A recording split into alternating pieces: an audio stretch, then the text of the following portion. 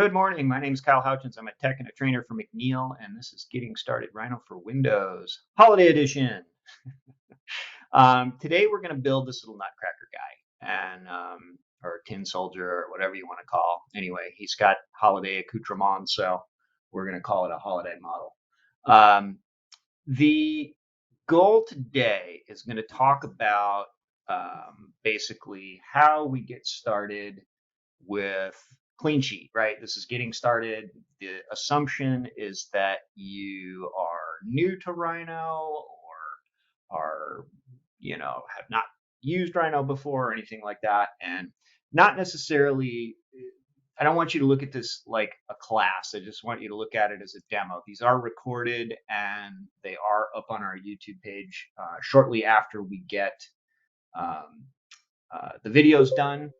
Then we will get those posted and you can take a look at it and go from there. So with that said, I'm going to jump in. We're going to talk a little bit about SubD. We're going to talk a little bit about project layout. We're going to talk a little bit about, strategy and things like that. But basically, we're going to kind of rip through this guy, hopefully in an hour or so, and end up with a decent result at the end. So um, if you haven't seen these getting started sessions before, the way this works is I either the night before, or the morning of, do a sketch of something I've never modeled before. I don't practice it. I try to put myself in the same position that you are in when someone walks into your office or calls you or emails you and says, build this, and you've never seen it before. So if we run into problems, we're going to talk about why they're a problem and how to fix them. If something runs right into the fan, we're going to talk about that and figure out how to get out of it. So with every model, I start with a picture frame, and I'm going to just delete this guy so that we can start from the very beginning. And I like to go to front view, and we're going to run the picture command. We're going to find the picture on our desktop, and we're just going to drag it out in the model space. And in this case, if we knew what kind of, I'm working in inches because I'm American and we're the last country in the world to use inches, but I'm working in inches. And if I knew how tall this guy was, I could set up some reference geometry and then scale the model to match. I'm not going to worry about scale today because I don't really care for this particular demo. And I can always go back and scale the guy later if I need to. So but if I needed to do that, if I needed it to be 10 inches or so, I would just draw a line starting at 0, 10 inches up, and then I'd make a little left turn so that I'd have something to scale to, and then I would scale into that. I don't like having this guy right dead center of the model, and the reason for that is if I were to make some model bits, right, that's not necessarily a problem. However, when I switch to shaded mode or rendered mode, that becomes a problem because now I can't see my artwork. And so what I typically tend to do using Gumball, I just move him back in space so that I can always kind of see what's going on here. But in the front view, he's oriented correctly. And if I needed him in front of the model for some reason, I could always pull this in front of the model and have the artwork in front of the model. But I actually prefer it behind and then use wireframe or ghosted or whatever to go from there.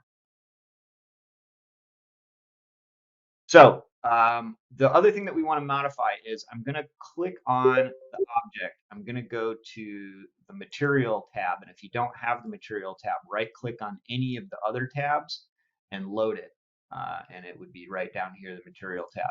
Click on the Nutcracker image material. Come down here to the object transparency and let's crank it up a little bit just to fade it out so that it's a little less obtrusive in the model space and a little easier to work over. If we wanted to draw curves over the top of this, we'd want to be able to see the curves. And if the image is at full opacity, then the lines start to become obscured by the image themselves.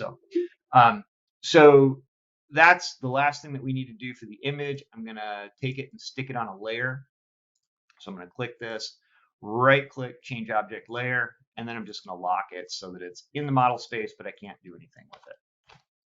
Now, actually, I should position it correctly before I lock it. Let's do that. I'm going to put him right over the y-axis kind of centered so that we can work symmetrically. Then I'm going to lock it. All right, if we look at this guy, we can see that there's a lot of symmetry happening here, right? We've got the base, and this drawing was obviously done by an idiot, me. And the base has got some perspective on it. And so we're going to have to deal with kind of, this obviously has got a tipped perspective on this. So we can say that this is just a disc. I'm going to worry about that later. The feet are obviously kind of toes down in this particular drawing. We're going to have to compensate for that a little bit because he's not standing on his toes. He's actually sitting flat. And we'll work on that as we find the way along the way. Often with drawings, you'll get a drawing from somebody and you'll realize that there is just an unending amount of lying, cheating, and stealing going on in drawings. And then you're tasked to try and figure out how to make that work in 3D space.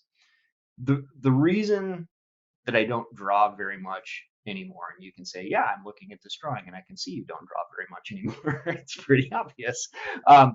Is I tend to do just kind of chicken scratch drawings to give myself a very loose outline of space, proportion, and things like that. But I tend to not hone in too much on the details anymore because I've gotten fast in Rhino. I prefer to make my design decisions in 3D to remove all that lying, cheating, and stealing that can happen in a drawing. And so if I'm making a model for myself, I don't draw very much anymore. I really just kind of scratch something out.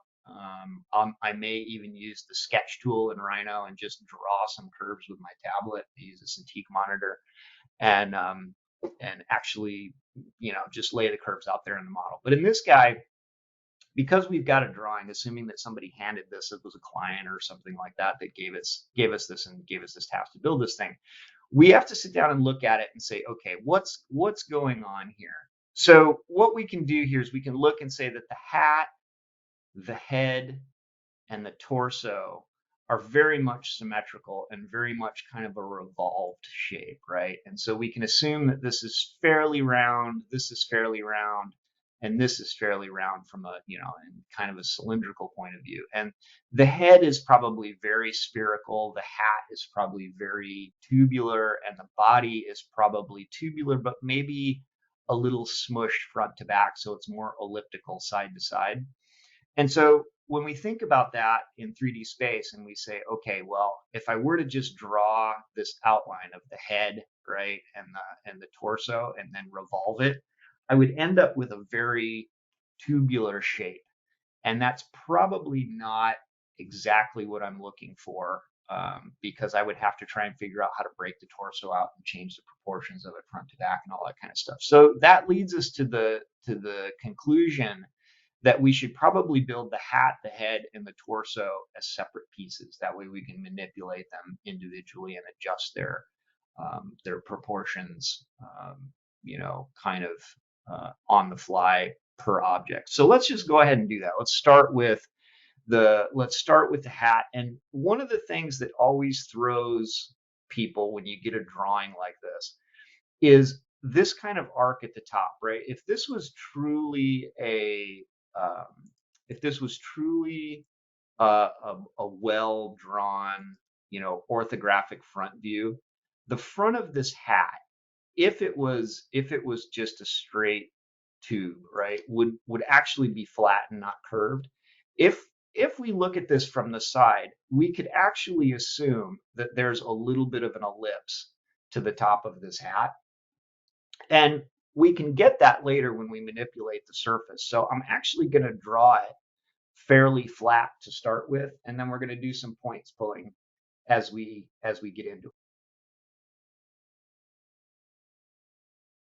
So let's just go ahead and draw it out like that. And I'm going to start from the center line, and we're just going to do this with a polycurve or a polyline. And I'm going to start with the grid on just so that I can start right at the center, and then I'm going to turn the grid off, and then I'm going to bring out a straight line. And I know this is not lining up with my art, but I'm kind of playing the brake a little bit, and I'm going to just do this as a very, rigid kind of structure. And then I'm going to revolve it. We'll change the degree and then we'll start messing with it. Now, I could actually throw the hat band in here, and I think I actually am going to do that. So I'm going to come in here and do this again. Start at the center line, and I'm going to draw this out, turn the grid snap off, draw this out and then up, and then I'm going to turn grid snap back on so I can get back to 0. And let's just snap that there. And then I'm going to position it a little more closely to where it probably is going to land. And we're going to modify this stuff as we're going, so I'm not terribly concerned about, nailing it down. And I think I am actually going to include this in the curve itself. So I'm going to trim these objects together, and I'm just going to select them. And I'm going to add that little bump there, because when it revolves, it's going to revolve that all the way around. Star is obviously going to be a separate element. But let's join this up and then go to perspective view, and let's just revolve this. And I'm going to revolve this using the revolve command. And I'm going to pick this. This is our revolve axis, and I'm just going to hit enter to use the C-plane Z axis. And then I'm going to say full circle. And that's going to give us the first part of our hat. Now, if I were to try and modify this thing right now, I'm probably going to have a little bit of trouble because all of this stuff is kind of 1 degree geometry. And so what I may do is take a peek at it, see how far I can get before the wheels fall off. And in this case, I may be able to grab this and just turn it up a little bit like that, which gives us our arc back, right? And this guy here, I'm going to control shift this, and I'm going to turn it down a little bit, which is going to give us our arc in the front. Now, our hat band has a little twist on it as well. So I'm going to control shift drag this entire thing. I'm going to relocate the gumball to the back, and I can either do that by clicking the bunny tail here and then using an O snap, and then pull this down a little bit.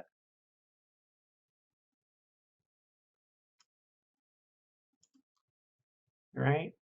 So our shapes are starting to kind of come together. It's getting a little bit more character, but the hat part itself, I would actually like to see this have just a little bit of puff and a little bit of character to it. So let's go ahead and explode this entire object.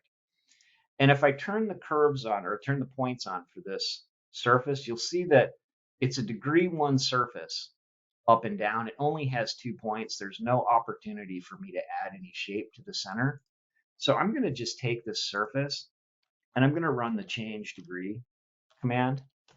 And I'm going to change it from a degree 2 to a degree 3 with deformable equals yes. And you'll see that the shape stays the same, but it gives me, oops, I got to go both directions. Change degree 3, 3. There we go. Now the shape stays the change because the shape stays the same, easy for you to say, but I've got more points to work with now. And so what I can do is I can now drag select these points, shift drag on a gumball handle, and I can add just the slightest bit of puff to that, right? And that gives us that kind of character that we're looking for. And I can do the same thing with this piece. I'm going to change degree here. Go 3 and 3. And then I'm going to turn on points. Same thing.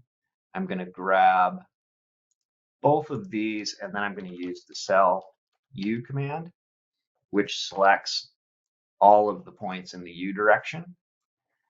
And I'm going to shift drag, scale those to get a little bit of puff in the hat band. Now, you can see that because this stuff stayed degree 1, there's a little bit of shape change going on. So I'm going to just delete those pieces, and we're going to put them back at a later time. So I'm going to get rid of this. And then the last thing I'm going to do is I'm also going to do this guy and turn the points on. Same thing. Pick 2 points and then cell U. There's cell U and cell V, and if it went the wrong direction, I would, and if I pick cell V and it went up and down, I would pick cell U and it would go the other direction.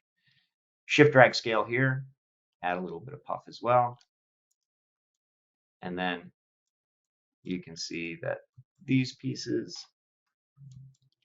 probably don't make a whole lot of sense anymore. So let's get rid of them.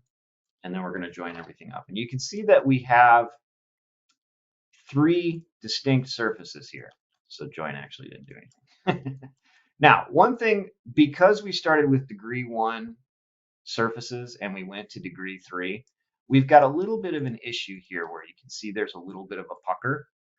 There's 2 ways to fix that. We can either hack off one side and mirror it, which is kind of the easiest way to do it, or we can actually get into the points on this thing and grab these seams, right? If I turn on all of these things, you can see this from the top view where the discontinuity is. And we can actually say now cell V, and it gets all of those, go to the top view, and we're going to set the gumball, relocate gumball to here, and I'm going to just snap it in line with this. And you can see that that pucker disappears because these points are now all in a straight line. Now, that's great, and that works well, and all that kind of stuff. It's a lot of work sometimes to go through and deal with that. And so what I would normally do is just put this thing together, hack it in half, and mirror it. But we're already kind of down this path, so let's go ahead and do it again. So I'm going to do cell V, relocate gumball up here, and then I'm just going to use an O snap to snap that out. Do the same thing down here. Cell V, gumball relocate. I have a hotkey set up for gumball relocate, but you can get it out of the bunny tail like I showed earlier. And that gets rid of that pucker on all of these guys. Now, we can just go ahead and put flat surfaces in here, but that's not really very much fun. And so what I'm going to do is I'm going to cap this guy, and then I'm going to shift drag scale to make a gap, and then I'm going to raise it up a little bit, just a tiny bit. And then we're going to run a blend on it. Blend lives in here. Sorry, under here. Blend surf right here. And we're just going to blend between these to get a nice soft edge. And I'm going to set this to tangency. Curvature is way overkill for this thing, so I'm not going to worry about it. Join that up. And then we're going to do the same thing here. I'm actually going to scale this down just a hair. And what that does, if you can see from the front view, if I didn't do that, see how these are in a straight line?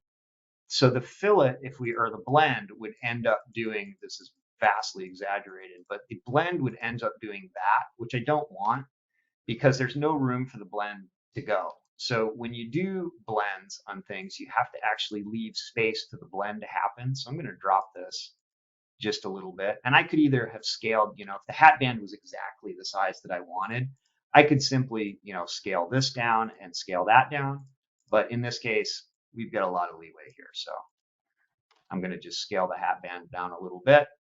I'm going to grab blend surface out of my palette, and we're going to use position. And I'm actually going to crank these down a little bit like that. And you can see that if we didn't have a big enough gap, if I crank this up, that's what the blend does. See how it S's like that? I don't want that. I want it to be much straighter. So I'm going to bring these back, and you can lock and unlock them to do it at the same time. So I'm going to let that run, do the same thing here. Lock the handles, straighten it out just a little bit. And I very much like doing it this way because it feels more organic. It doesn't feel like a SolidWorks part. It doesn't feel like something that came out of, has ball fillets everywhere and it's super rigid and super stiff. It feels more artistic, and it feels more like an object that was crafted as opposed to just a 3D model that was hacked together. So I'm going to go way in here with this cap, and I'm going to bring this up a little bit because I want a little soft edge that's going to roll into this. So I'm going to use blend to do that as well. See how that kind of completes in there? And I can play with that and say, well, how soft, do I want that to be? And I'm going to kind of come in here something like this, and then the inside doesn't really matter. I can sharpen it or soften it, but I think I'm going to have it be pretty soft. Say okay. Now if I join this up, I've got a closed poly surface. Looks like there's one closed and one open. Let's find where the open one is. Cell open polysurf, and it looks like there's nothing in there. So closed polysurface. One curve, one surface, one polysurface added. Cell surf. We've got a little tiny surface in here that we don't want, so I'm going to get rid of that. All right, so that's our first part. And we'll go back and do the star later, but let's go down the road a little bit. So we can see that we've kind of like went from that very stiff, very kind of unfun, unfestive hat that no one likes to something that's got a little bit more character and a little bit more life to it. So let's go to the next part, which is going to be the head. And I'm probably going to do that just out of the sphere. Let's just make that easy. And I'm going to nail that down at 0. And so that I know it's centered. And then I'm just going to bring it up. And we'll probably do this in wireframe so that we can see the art. And I'm going to bring this in. You can see that the head's not exactly spherical. It's got a little bit of shape change to it. And it actually looks like it's not even like, a dead sphere. It actually has a little bit of taper to it. And so we're going to go ahead and add that. And the top and the bottoms are going to get clipped off by the head, or by the torso and the hat. So the main shape that we're looking for here is just this curve right here. Now, there's something going on here that we have to manage, and that is the seam of the object itself. This right here is the seam, and that can cause problems with booleans, and that can cause problems with trimming sometimes if you're trying to trim something very, very close to the seam. There's a command called surf seam that allows you to be able to pick a seam on a closed surface and relocate it. And in this case, I think what I'm going to do is I'm going to relocate it straight up and down. And I'm just going to drop it right there. And that way, in the front view, it's not going to interfere with the eyes, the nose, or the mouth. And so the seam is in a place where it's not going to cause any problems. I could also put it over here to the right or to the left, any of those 3 positions. It would be completely out of the way. But what you don't want to do is have the seam be like right through an eye, right through the center of it, like right there would suck. You wouldn't want that. And you wouldn't want it like right there, or you wouldn't want it, 2 degrees off of the center line, where if you trimmed this thing in half and flipped it, you'd end up with a teeny, teeny, teeny little slice of model in between. So I try to put the seam someplace where it's going to be out of the way and it's not going to be a problem. And so I'm going to put it right square between his eyes there. Now let's talk about the detailing on this. And I'm going to do this just with very simple curves, and then we're going to modify as necessary.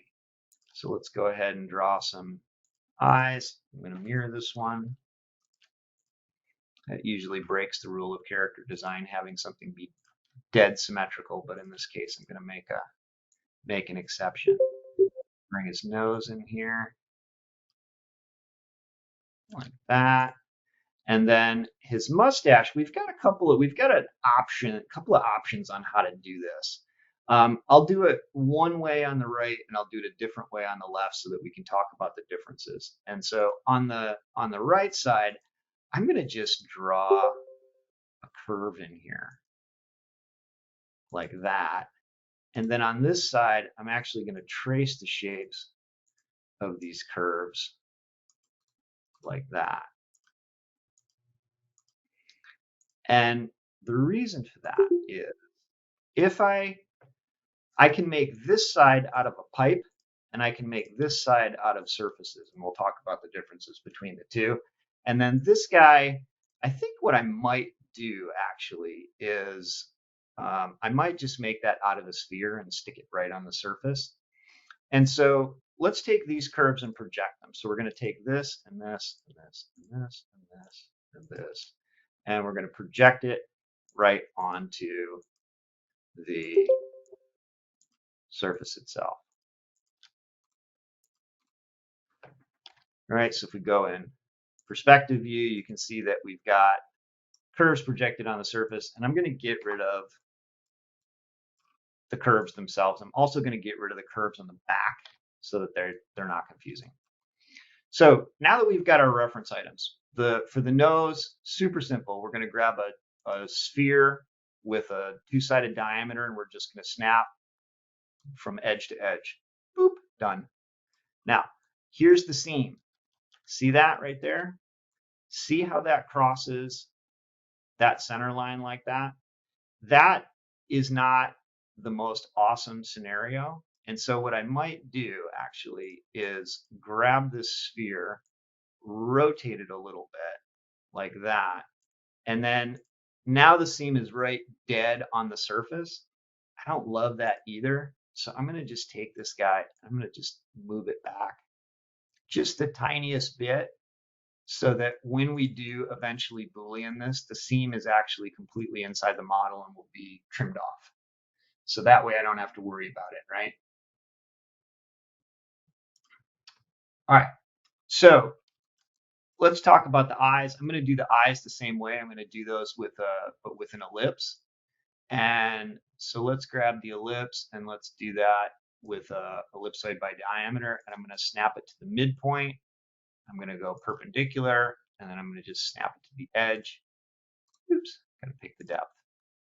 2, 3, and then the depth. We're going to kind of go something like that.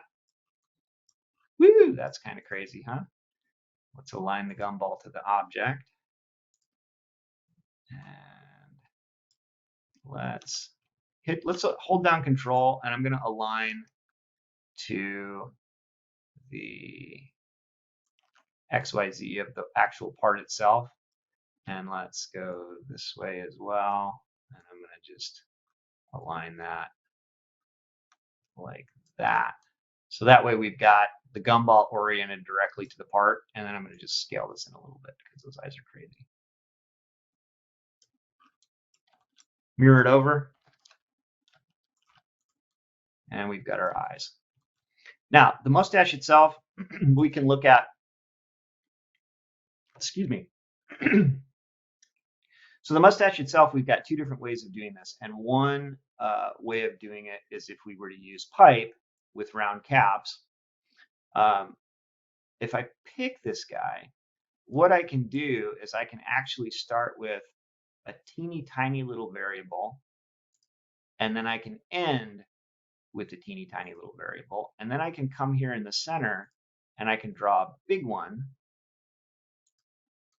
and then let it run, and I get a nice little mustache pipe in there with these little round caps. And that's one, great way of doing it. The other way of doing it is if I were to take these curves and I hide everything else, and I were to grab these curves and take gumball and drag some proxy surfaces back, right? These are not going to be surfaces that we're actually going to keep. They're just going to be surfaces that we're using. I can run blend surf from this one. Let's chain the edges to this one, and I create a different type of shape, and I've got different types of controls, right? I can decide, does it stick out? Does it stick in? Is it relatively flat? Probably something like that. Then I delete these surfaces, bring my object back, and you can see I have two different styles of mustache, right? I kind of like that one better. I think that one feels a little bit more what we're looking for, but two different styles to be able to do it both, totally valid. So I'm going to mirror this over, and that's our mustache. Now, we can either leave this stuff all separate, we can Boolean it together, or we can, you know, do whatever we want with it. I think in this case, because I think what I'm going to do is I'm going to import a substance material at the end and just make this kind of a tin soldier kind of guy. So like he was cast out of aluminum or something like that. So I think I'm going to combine all this stuff. And so let's just go ahead and do that. So I'm going to pick these guys, pick this, and we're going to just Boolean this together. And then do the same thing here. And so now this is all one closed poly surface. And if we wanted to at this point, it's probably early, but we could probably do it. I could take these two and Boolean them together. But I think what I'm going to do is I'm actually going to steal the head and I'm going to make a copy of it. And then I'm going to use it to make the hair. And so if I copy paste, isolate, and then I'm going to just explode this and untrim this stuff because I need to get rid of it. I should have done this before I did the Booleans, but that's fine. And then bring the parts back. And then I've got this surface, and then I've got this surface. So this is the one that I want to work with. So let's go to the front view. And I'm going to scale this out a little bit like that. And I'm going to squish it just a little bit. And then I'm going to scale it 1D like that. And may add just a little bit more puff to it up there. And then from the right-hand side, I can look at this and say, okay, it needs to come back a little bit like that. And then maybe it needs to come up just a little bit.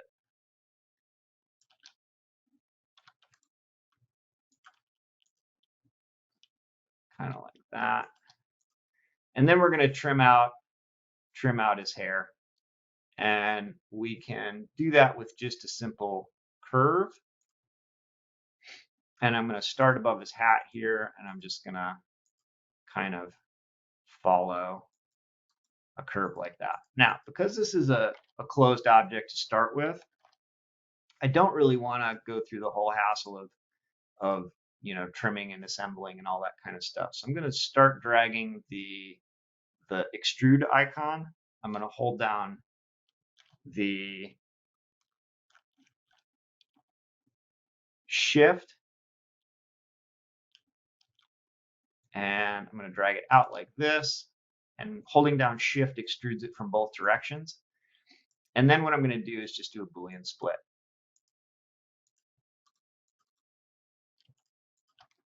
Delete these two parts, and I've got my little helmet hair. All right, let's throw a little fillet on the edge of this. And I actually like to use, if you hover over this tool, you can see that there's variable radius fillet and variable radius blend. And I like to right click on the blend. I like the blends better than circular fillets because they feel better. Circular fillets always just feel like a SolidWorks part. And I try not to say that in a disparaging way, but SolidWorks parts just have this like very, very mechanical, very stiff, very unfun at parties kind of feel to them. And so try not to do that. All right, let's Boolean these two parts together. And then we can Boolean the hat in. Typically speaking, if I'm doing a client project, I do not do Booleans until the very end. But in this case, I think we're fairly safe. So let's look at the torso here. And again, I'm going to hide the head for now. This is a very, kind of rigid part. And again, I'm going to draw this with a polyline, grid snap to the center. And then we're going to shift drag. I can see that there's a little shape here, but I'm going to ignore it for now. And I'm going to go here. And then I'm going to overshoot this a little bit because I want to kind of predict where this center is, because I'm going to do the same trick that we did up here. We're going to do some modification to the points of the surface. And so we're going to pull this out here and then grid snap it holding shift back to the center line. So just like we did below, we're going to use the revolve, enter, and in the command line, you'll notice that stuff is underlined. See how that F is underlined? I can just hit F enter, and that's going to enter that command line option and give me a full circle revolve. I'm going to explode this. I'm going to change degree on everything. And I'm going to turn the points on. And that's going to allow me to then get in and start making the modifications that I want. The chest barrel has obviously got a little bit of shape to it. So let's drag that. It looks like my gumball is off just a little bit. So what I'm going to do is I'm going to grab all of these guys. Same issue that we had before, where it's got that little pucker on the side. See how that, it's very obvious from the top view. See how all of these points are kind of dented in right there? So if I just grab all of these at the same time, I can pick any of the random points, doesn't matter because they're all going to move at the same rate.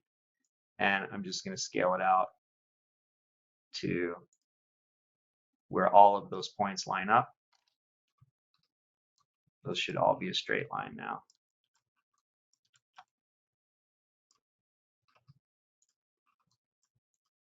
So now let's go back in here, grab that. Now our gumball is centered, which is what we wanted. And let's add just a little bit of shape there. And I'm going to shut my grid snap off so I can get a little finer control. And then I'm going to suck the waist in a little bit, shift drag there. So now I've got a little bit of barrel to the chest, and maybe I overdid it just a hair. So let's bring that back in.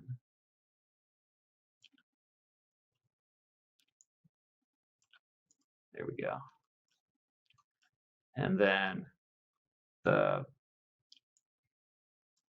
kilt, not a skirt. He's a tough soldier. He's not wearing a skirt. He's got a kilt. At the bottom, we'll add a little bit of shape to that. And then the top is almost dead flat as drawn, so we're going to leave it that way. But we do need to add a little bit of curvature down here. So let's grab this from the right-hand side, and I'm just going to rotate those like that. And looks like we need to come up a little bit. So I'm going to grab these. And I would really encourage you, if you haven't started digging into point manipulation, I would really encourage you to start getting into it, because this is where, you know, Rhino gives you a solution, right? You run a surfacing tool and Rhino shares a solution, and then you look at it and say, well, it just doesn't feel right, you know, like it doesn't quite have the shape that I was looking for. And so then you redo it and it still doesn't, and you redo it again and you still do it, and you redo it again. And you know, and so eventually what happens is, you know, you'll go back and forth and you'll get frustrated, and then you start making compromises, and you don't necessarily want to do that. What you want is you want to get what you want, right? And so that's when you start digging into the points, Rhino, the power of NURBS modeling really starts kind of coming together. So I'm just doing what I did before, which is to just scale in these pieces and blend to them, so that I get little transitions instead of big, nasty, chunky things. And I'm actually going to join this, and then I'm going to scale it slightly in the Z, and then I'm going to make a little bit of a gap here, and then I'm going to blend between them. Helps if I blend in the right direction. There we go. And that way we end up with a nice kind of soft part instead of something that feels, you know, that it was carved out of solid aluminum.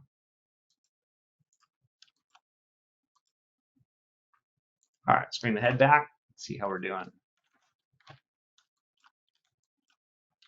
So we've got a bunch of detailing to do on the torso, but I think what I'm going to do is I'm going to add this, right? Because the proportions are a little bit different on the torso than they are on the head. And actually may override my drawing and give him just a little bit more side to side so that he feels a little bit more substantial. All right, let's look at the detailing. So he's got this little kind of chest piece, and then he's got the button details, and then he's got his belt, and then he's got this little detail on the front of his kilt. Let's go ahead and add all that stuff. And again, we're going to do that with projected curves. And so let's just start with a curve down here, and then I'm going to mirror it. And then we're going to blend curve between the two. Blend curve lives under here.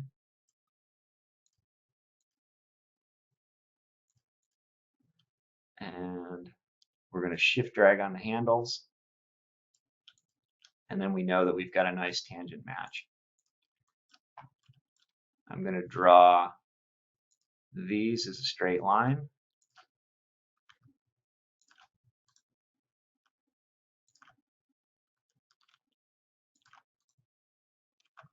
I'm using an O snap to snap it near.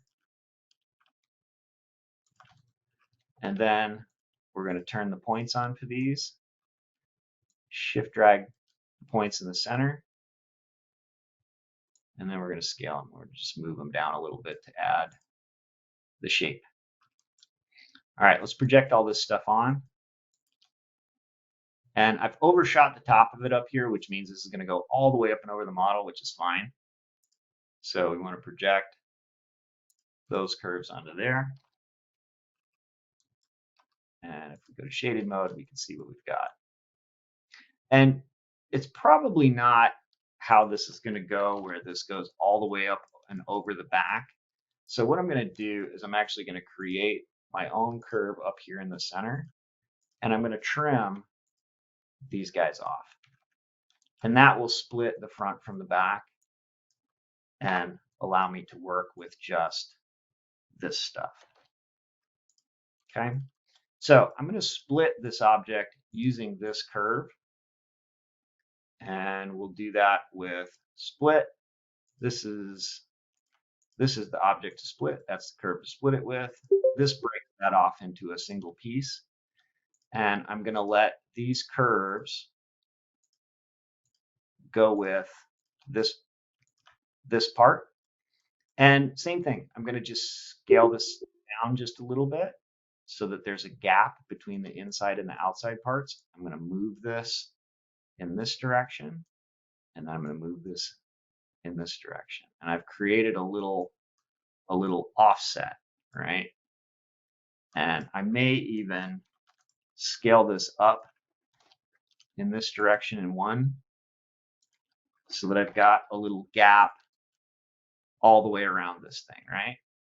See that? In fact, let's scale this forward a little bit more. I want a little bit more gap on the side here, like that.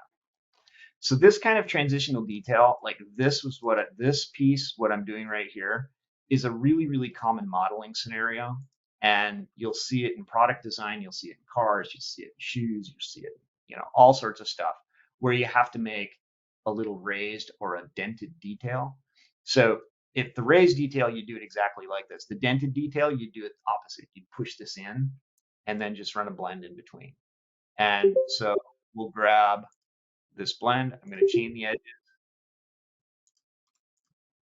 And we're just going to do a little blend in between. I don't need the interior shapes. I don't need that much control. But I am going to add a few shapes just around the corners to help it kind of find its way through the corners. Sometimes it gets a little funky right in the corners. And so I'm going to just add there to allow the isoparams to kind of find their way through there. And say, okay, join that. And this piece back here doesn't matter. This is going to be completely hidden by the head. So I'm going to just hack this in with an edge serve. Close it up. Doesn't matter. It's going to be completely hidden. And so that's our chess piece. And then these, I'm just going to do these with pipes. And we're going to do this with round caps on the end. And the diameter is going to be, I don't know,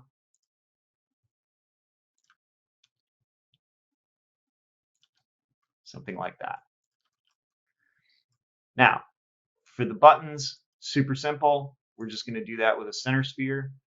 And I'm going to just drop that right on the end of that, bring it up, go back to my reference and see if I'm anywhere near. And it looks like these need to drop just a little bit.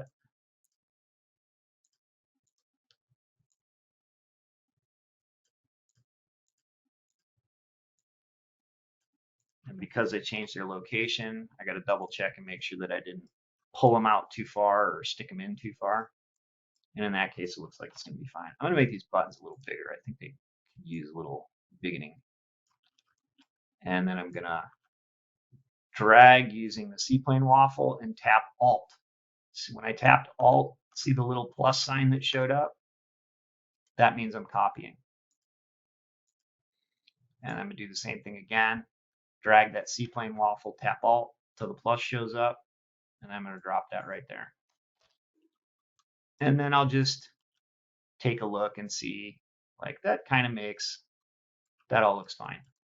I'm fine with that. Mirror around 0, hold down Shift, buttons are done. Now, again, I can Boolean all this stuff together, or I can leave it separate. Doesn't really matter for this for this particular demo. But if we wanted to Boolean it, let's just see if it works. If it does, great. If not, we'll dig into why. And it looks like this worked just fine. All right, so let's look at the kilt detail. Exact same process. I'm going to draw a curve, and I'm going to come from up here to kind of down here, and I'm going to mirror it. By the way, I have my line tool modified to be a 4-point line, and if I hold down Shift and right click, it's going to bring up the button editor. I changed my left mouse, instead of being a single degree 2-point straight line, I actually changed it to be a degree 3 4-point line. That way that I don't have to like draw a line, change degree, get the points and move. And if you don't know what I'm talking about, don't worry about it. This is, you don't need to worry about it. But if you care, this is how I did it. I just changed this code right here, and I'll put this in the chat if you're interested. You can just say interp curve space degree equals 3 space pause space pause space enter, and that will give you a line that has 4 points that you can just do this with, which is why I like it, instead of just a straight line that you have to modify later to do the same thing. So I'm going to grab these points, I'm going to pull them in, gives my shape, I'm going to project, I'm going to bring this forward, and you can see that I'm going to kill the history here because, and I have a command set up for history purge, because if I were to change something on the way that this poly surface was put together, my projection is going to get screwed up. So I'm going to extract this surface, which is right click on explode, to pull out just the surface, make sure copy set to no, and then I'm going to split this surface using these two curves. And that's going to give me this piece, which I'm going to scale in, and I'm going to pull it out a little bit like that. And same thing, just blend it together. This is one of my favorite techniques for adding detail to stuff. And I may pull this in a little bit farther. And because that blend was done with history, the blend updates, which is really cool. So I can even play with that if I were to do it on both sides. And say, What's it look like? Does it need to be bigger or smaller? If I pull it out, the blend will update. If I bring it in, it'll update. But I think that's probably kind of about what I need. And what I may do actually is tip this in. So if I set gumball down here using gumball relocate and I rotate it so that it's a little closer at the top, and then I actually might do the same thing but the opposite way and tilt it out at the bottom a little bit like that. That kind of feels a little better. Join. I'm going to try using the cap command and see if it will do it, and it said no, so it's not going to give me that. So we'll have to use edge surf, which is this four-sided one.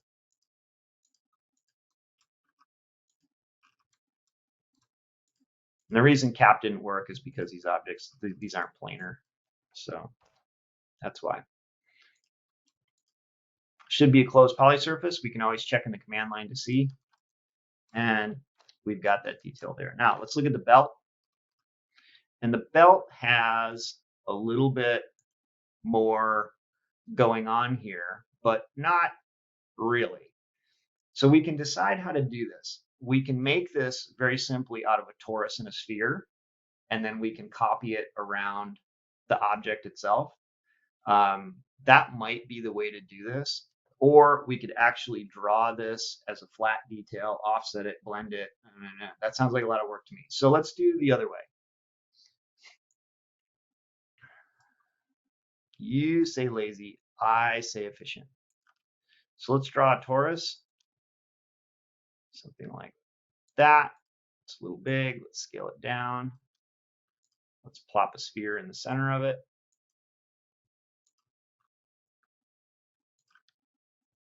Something kind of like that. Let's take a look and see what it looks like. I'm kind of okay with that. I think maybe it needs to get rotated a little bit like that, and it needs to get pushed in a little bit.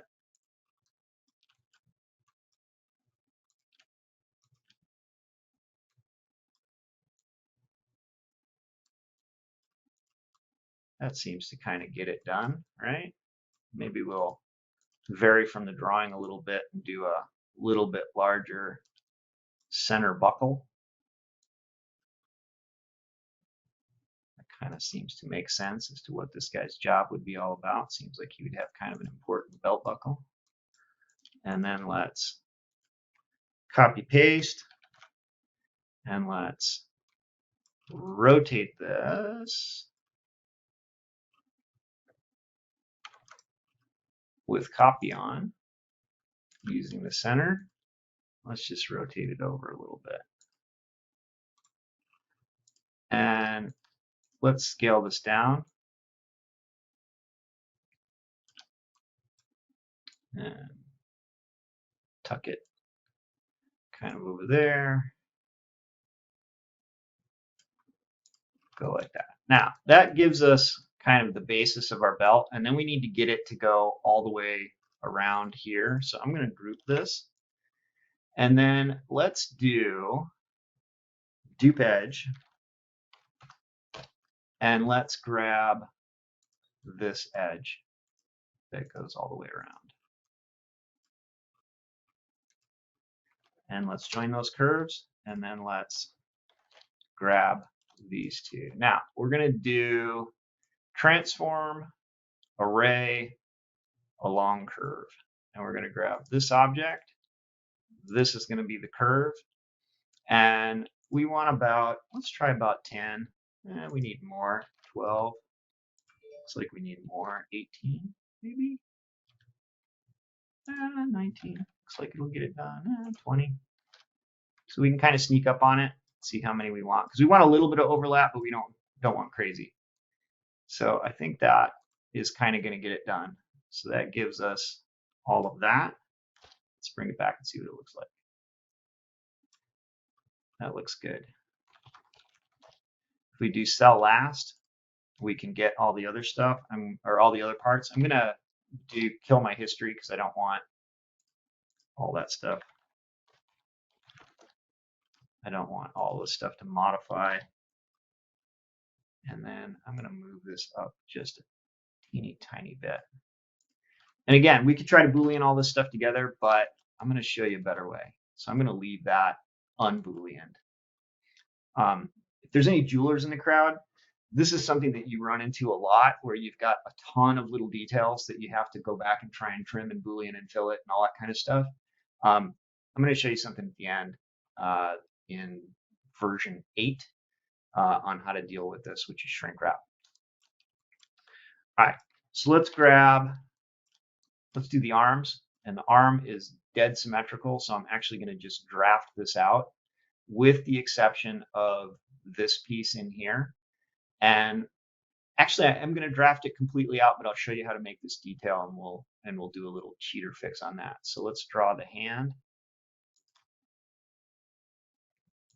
And then the cuff is essentially a box. So I'm going to do that from the center.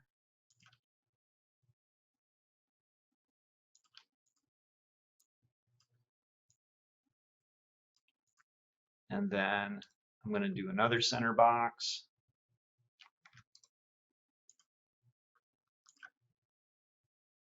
Bring this up like that.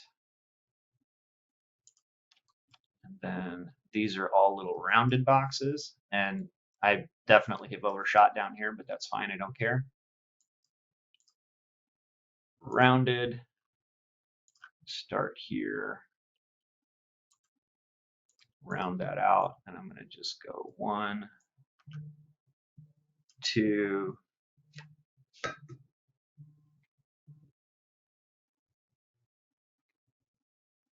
then 3. And I don't like the spacing on that, so I'm going to change it. History is fighting me, so I'm going to start with the child objects. So that gives that, and then this guy down here, I'm going to draw that. What's the best way to draw that? So I want to revolve it, and then I'm going to put it back. So I'm going to do this with a big rounded center.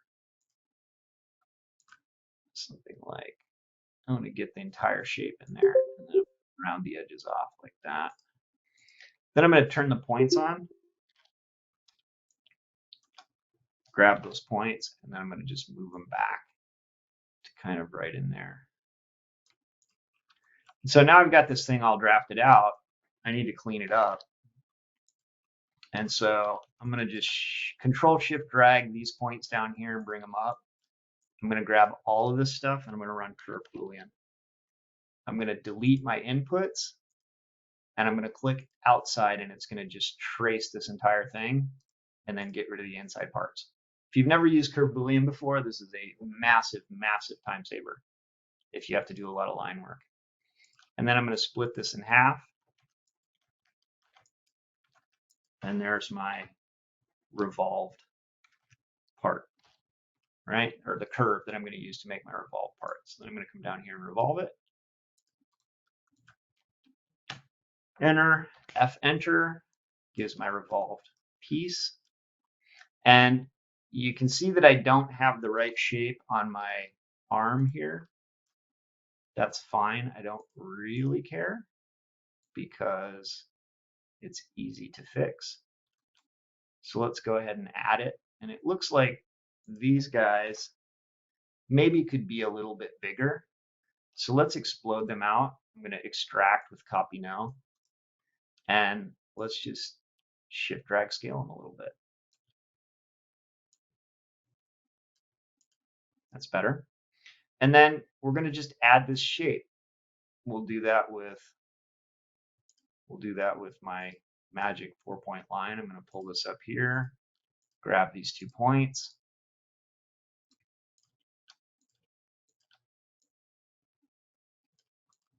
And then I'm going to just use a tool. Let's see. Let's just do it with a curve. Start dragging, hold down Shift on the scale handle, and then let's just do simple trim. There's that. Join this up. That's one closed poly surface. Shift Control click this edge, and we'll just drag it up. Poke it in there.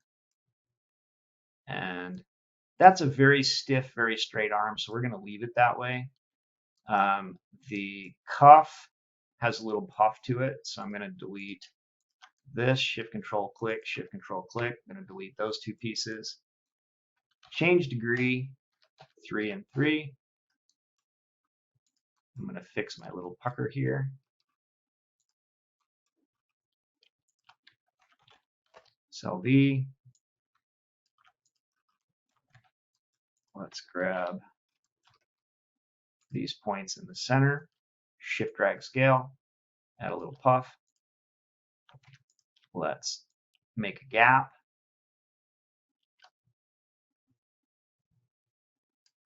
And then we're just going to blend this stuff together. This is a really, really effective technique.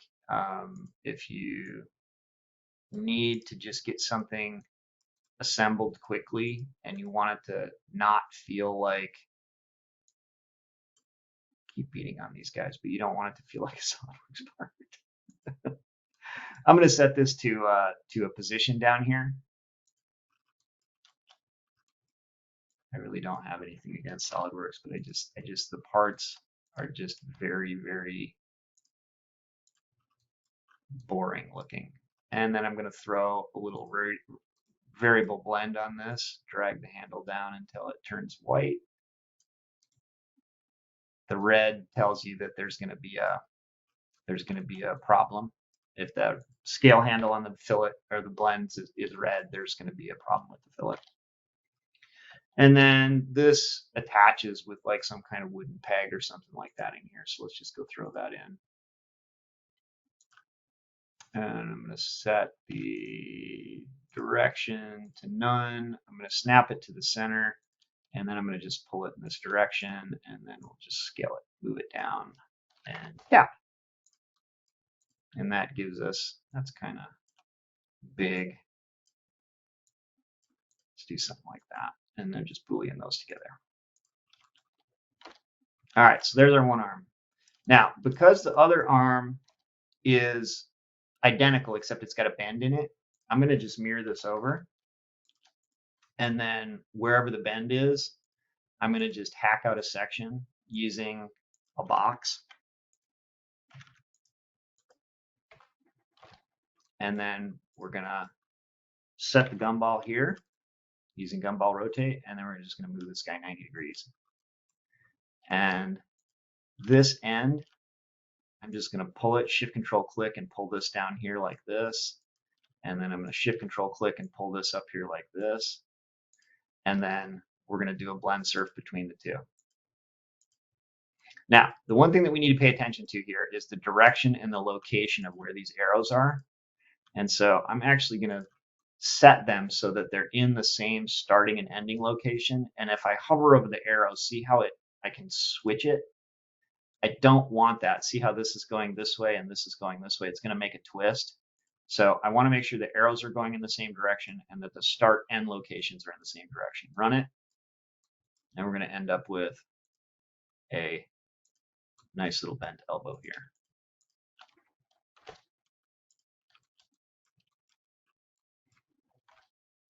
We're going to do the Christmas tree or holiday tree, if that's your jam.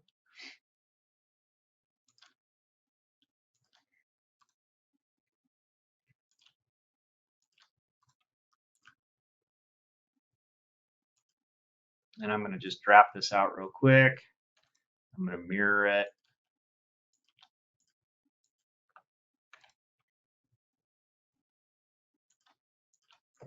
Something like that. Grab these points. Scale them out a little bit so that I get that little puffy shape. And then let's throw an ellipse at the top.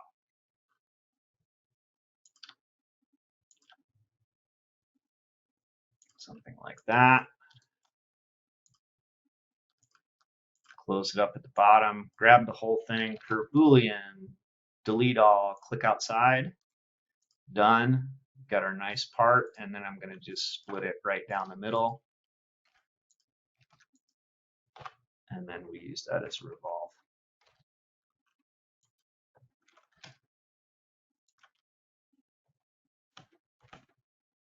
enter and then F enter in order to get the actual revolve. I'm going to blend off this edge because I want it just a tad softer.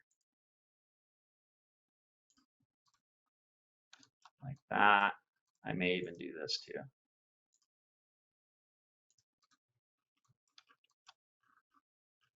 And I don't hate the hard transition between the two, but I may actually just throw a teeny tiny one on there just because anytime you have stuff that's not filleted, especially when you're doing renderings or detail renderings, like if this was for a catalog shoot or something like that, you'd have to fillet everything. Otherwise, um, the edges that are unfilleted look really fake. They, for some reason, they just don't read well, and your eye notices the fact that it's not filleted, and it makes it look, it's like a dead giveaway for CGI art. So if you're trying to make something look really real, you need to have all the little fillets and everything added to the part. So let's finish up the detailing on the Christmas tree, and then I'm going to just use a poly curve, and I'm going to do one of these, and I'm going to project this through the part. And I'm going to just grab all of these, select curve, pipe, and I'm going to do something small like 0.1, and that adds those details. And then if we want, we can Boolean it.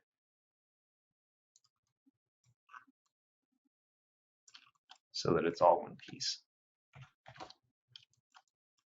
Might do the same thing here. And I think I lied. I don't think I'm going to show shrink wrap today. There is a video on shrink wrap, by the way, in version 8, which is a really cool thing. I'll dig that up at the end and show you the video and let you look at it. But we're getting on a little over an hour right now, and I don't want to belabor this any farther than I need to. All right, so we've got a few details left. We've got his star, we've got his legs, and then we've got the disc at the bottom. And then let's do a save. I'm an hour in, haven't saved anything yet. Means I'm either dumb or confident. A little of both, maybe. Too confident to realize I'm dumb. All right, let's throw the disc at the bottom. We're just going to do that at 0. And we're going to bring that out like that. And that's about that. And it's in the wrong direction. So let's rotate it 90. And then let's center it. And run the cap command to close it up. And then let's say that his feet start somewhere kind of right in here. Now, the leg is an interesting kind of thing here. And we could probably just make it out of a pipe and some point editing. We could definitely make it out of a sub D. And that's probably the most fun way to do it. So let's do that. Let's go to the sub D tool. Let's go and create a sub D cylinder. And just for location's sake, I'm going to snap it to the edge of this, and I'm going to drag it farther than it needs to be. And then I'm going to bring it in, and then we're going to scale it down so that it's about the leg size. And then we're going to shift control drag and bring this down, shift control drag, bring that down, shift control drag, just those, bring those up. All right, now to make his foot, I'm probably just going to grab these faces, and I'm going to just grab the extrude dot, and I'm just going to extrude out 2 feet. Kind of done. You know, we don't need to get too crazy about it. That's kind of, you know, when it comes to tin soldier or Christmas soldier feet, that's probably about as far as we need to go. We could stylize it further by doing something like that, or we could leave that in. We could adjust how much or little of that we get. Probably, I don't know, something like that kind of feels about right to me. Like that. I'm going to call that done. Now, because this is a sub-D object, if I were to say Boolean this into this object, watch what happens. Many of you already know this, but it's going to convert it to a NURBS object. And when it does that, it's going to do the NURBS conversion, and you're going to see a patch structure that may be alarming to start with. This is fairly complex, but the fidelity of these surfaces is actually very, very good. So don't let that worry you. So I'm going to move this off the center line just a hair, and then I'm going to mirror. And then I'm going to adjust so that they just barely overlap.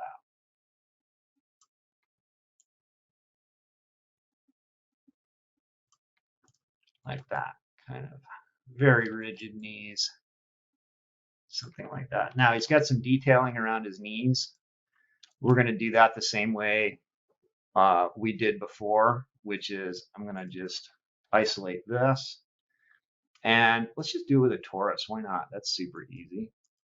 I was going to make it complicated, but I don't need to. So let's start here, bring it out, something like that. Rotate 90. And let's just place it in space.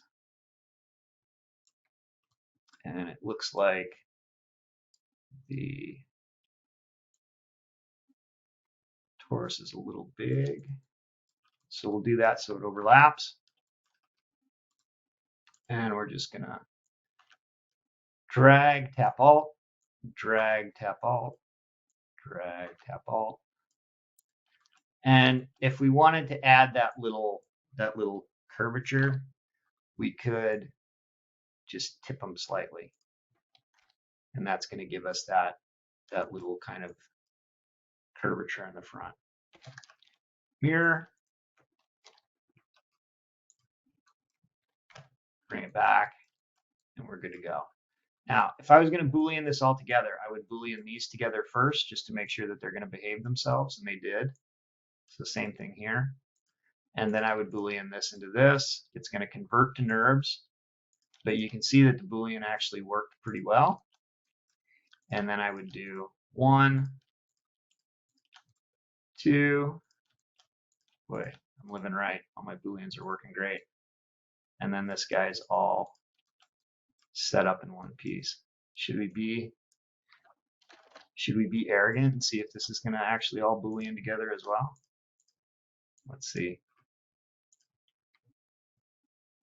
I know there's been work done on Booleans, so look at that. Fantastic. What happens if we just go crazy now? I'm going to save this first.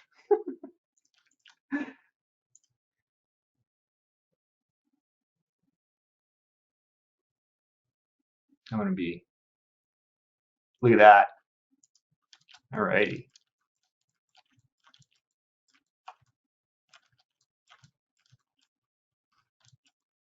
High praise to the developers who knocked that one off. And it looks like my disk is not in the right place.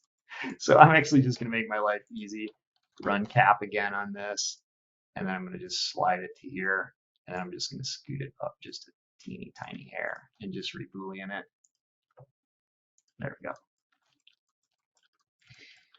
And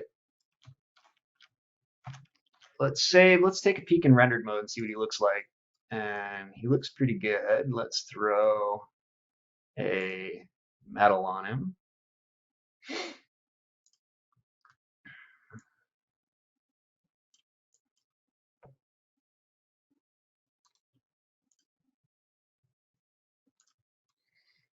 And that looks fine. Let's, somehow my ground plane got assigned with a material which I didn't want. There we go. So let's hide the image and take a look. And that looks fine, you know, like just for a standard material, and we can mess around with the material, things like that. I can roughen him up a little bit so he looks a little bit more sanded, you know, like that.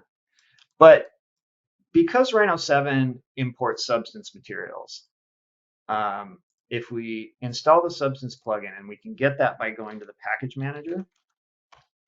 Package manager allows you to be able to search for stuff. And so if I come up here and say substance, this is the substance importer. You just install it. You have to restart Rhino when you do it, but that's how you get it. And these are the different versions.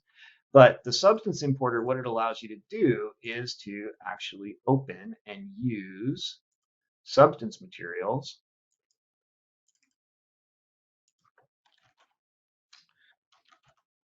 that is, let's see, which one was I using?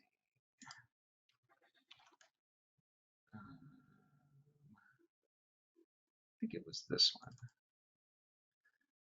kind of a patinaed aluminum. It'll load the substance material into Rhino, and then you have all the same controls that you would had you been working in substance itself. So takes a second to load the SBSAR and all the supporting files, but once it's in, you can just assign this, and the materials look kind of amazing, especially in rendered mode. And so what used to take hours in order to pop out renderings, now, with the substance material in the rendered view, all you do is just come up here and say, capture viewport to file or capture viewport to clipboard, and click, click, click, click, click, click, click, click, click. Here's all the renderings that used to take you a really long time. Now we can still throw, a ray trace at this if we wanted to, and it's going to look great. But depending on, your machine specs and whether or not you're using, denoisers or anything like that, the returns might not be worth it.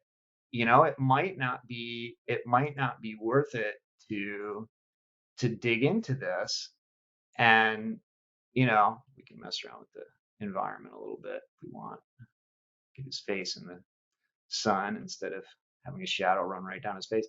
But my machine's pretty spicy, so you can see that down here the counter is going pretty quick. We're already at 100 and something samples.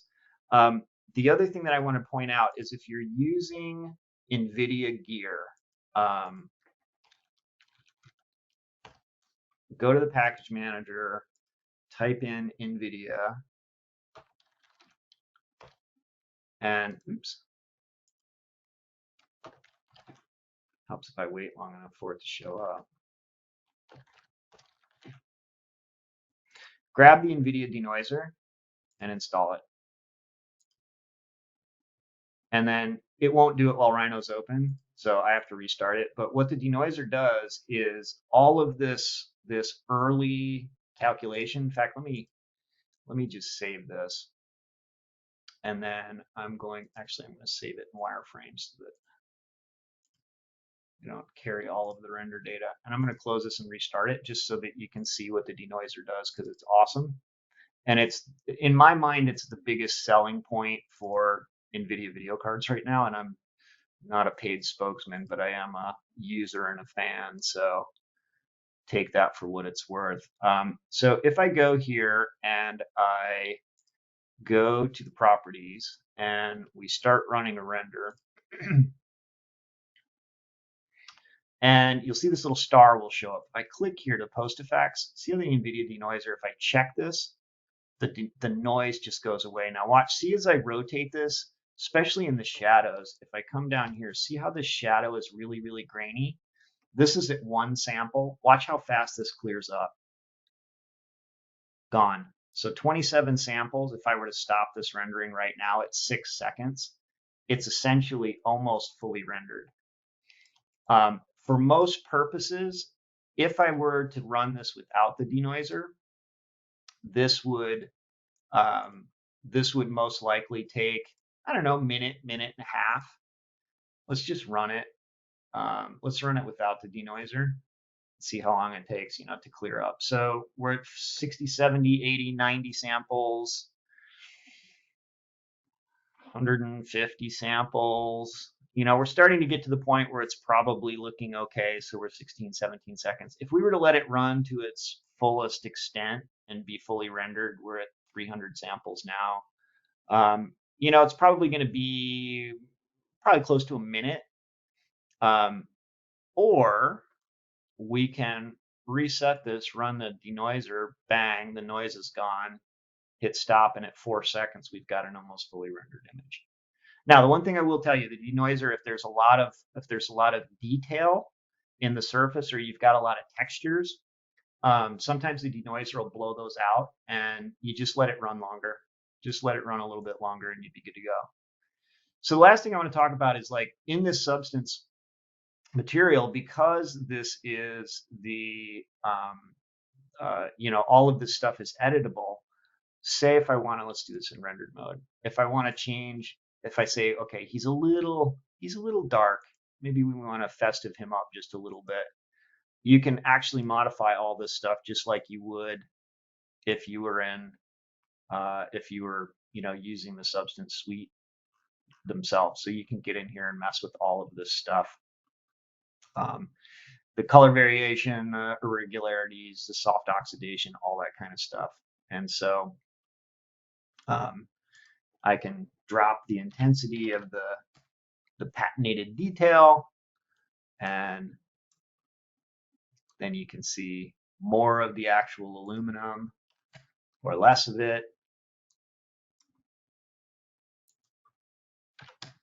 So lots and lots of stuff you can play with in here in order to get the effects that you're looking for. All right, so that is about all I have for you today. Hour and a half in. That's about what we were aiming for, but hope you enjoyed. Hope you picked up a few things. Any questions before we bounce? Yeah, I'm not sure if you mentioned it at the beginning. I came in a few minutes late. This session was recorded. Will it be online later? Yes, and it is going to be on our YouTube. It'll all be listed here, and this is the link.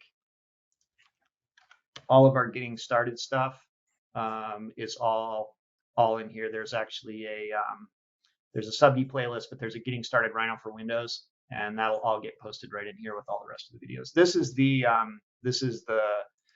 the shrink wrap video that I was telling you about, and I'm gonna give you that link as well. This one is definitely worth watching out. This is going to be probably the single feature that sells version 8, and you'll be happy to pay for a single feature because that's how good it is.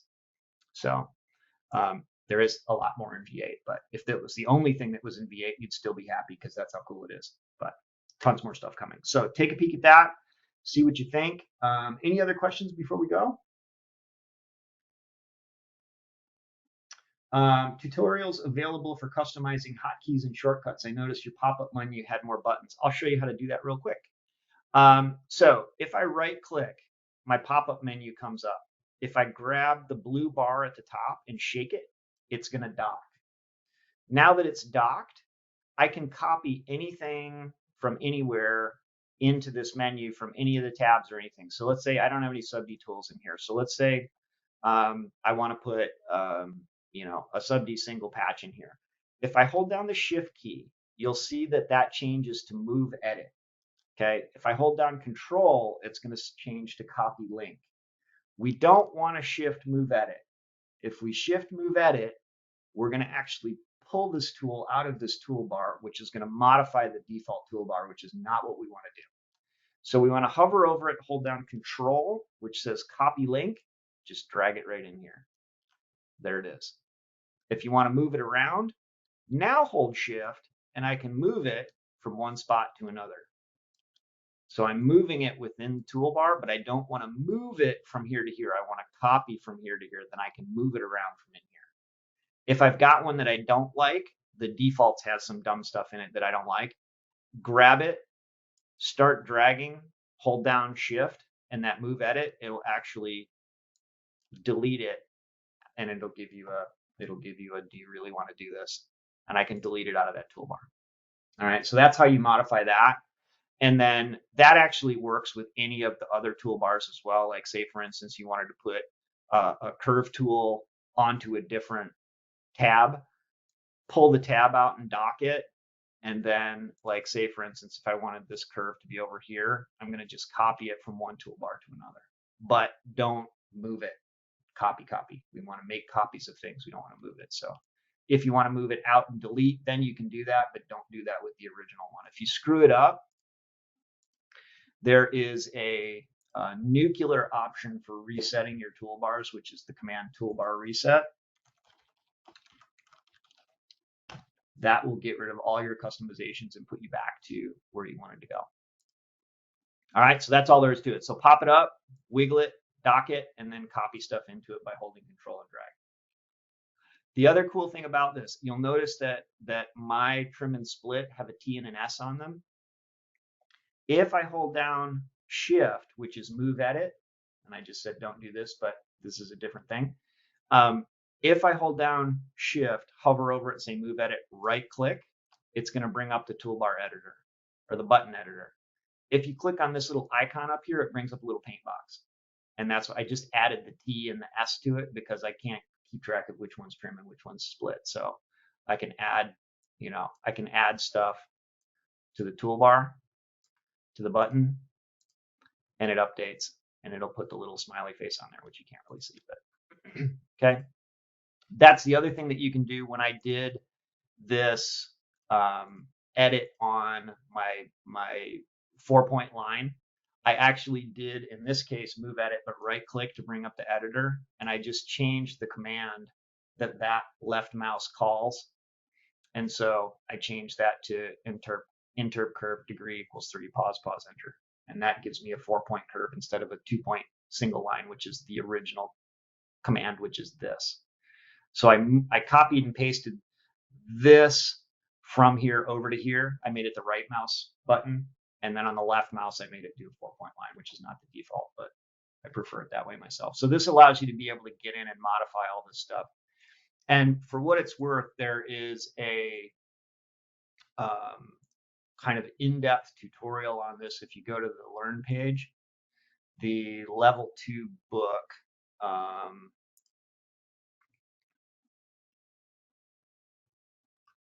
don't know where the Level 2 manual is. Here it is. The Level 2 manual. There's a chapter in here about customizing Rhino. This one, Chapter 3. In-depth detail on how to do all of this kind of stuff. So if you want to take a peek at that, here's the location for that. All right. Any other questions?